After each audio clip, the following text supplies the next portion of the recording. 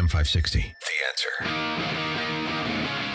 I remember when I was involved in Jerome Corsi's book. Most people don't know Jerome Corsi was retired because he was at the forefront of basket trading and options. He's a very, very smart guy. And he wrote an entire book on this and exposed how Germany, that little tiny country, went to world wars twice, and how they did it without any real access to so-called oil. Now, they were the creators of synthetic. It was fascinating what they were able to do. And there's 33,000 pages of the Third Reich's oil recipe and their whole process of creating synthetic oil to fight 2 world wars, Squirrel. And that is in the University of New Mexico, as a soldier who helped capture the information happened to be an adjunct professor, and he took all the pages back. You don't hear a lot about that, huh? Dan in Wilmette knows. Hi, Dan. Yes, there are over 1,000 years of oil supply, proven reserves, available to the world right now. And that's like having oil in your warehouse.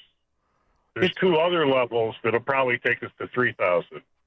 And it's amazing how they've been able to manipulate it to a point where what should be virtually free can actually erode the wealth of families throughout the world. It's amazing the price manipulation and the bastardization of knowledge and information of what they know. And when I say they, I mean governments. This scam isn't corporate. This scam could not be perpetrated in the corporate world alone. It has to have the hand and glove of government to pull this kind of fraud off, don't you think? They're part of the deal. They taxed it, so they became a partner.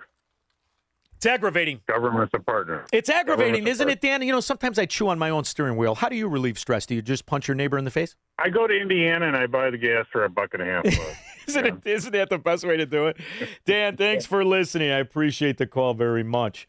This is not what Dan and I are talking about. This is information that was out. And by the way, his name is Fletcher. Colonel Fletcher Prouty. Fascinating man. One of the upper echelons in the Kennedy cabinet. Colonel in the United States Air Force. How many have never heard this before? I mean, Squirrel, I think the first time I heard this, I was in high school. We mine oil, or we drill for oil at 30,000, 33,000, 28,000 every day of the week. So right there, we rule it out that it isn't fossil fuel.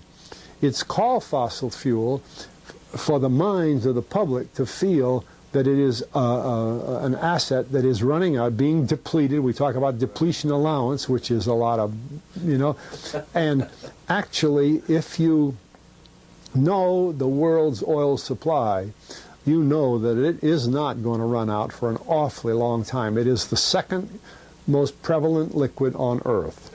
1980,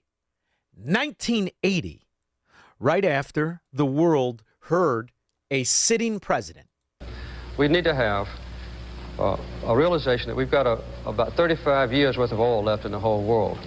We're going to run out of oil. And now you understand why Nelson Rockefeller was his biggest financial backer. How many Democrats knew that? Fracking morons. We'll be back.